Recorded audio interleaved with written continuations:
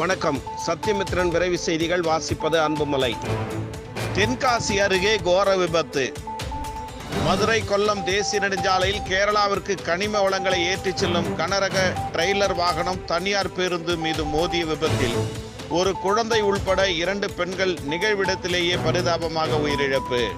தென்காசி மாவட்டம் கடைநல்லூர் தாலுகா இலத்தூர் காவல்நிலை எல்லைக்குட்பட்ட ஈனா விலக்கு ரவுண்டானா பகுதியில் இன்று ஜூன் 13 மதியம் தென்காசி பேருந்து நிலையத்திலிருந்து பயணிகளை ஏற்றிக்கொண்டு தனியார் பேருந்து ஒன்று ஸ்ரீவில்லிபுத்தூர் நோக்கி சென்று கொண்டிருந்தது.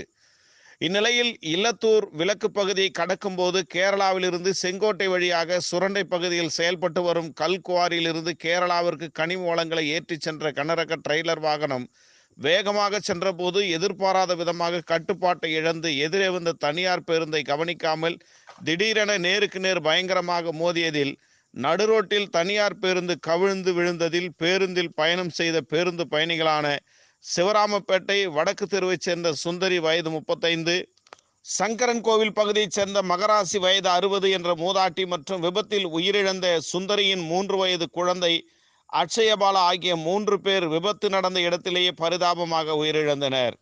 20க்கும் மேற்பட்ட பயணிகள் படுகாயமடைந்தனர்.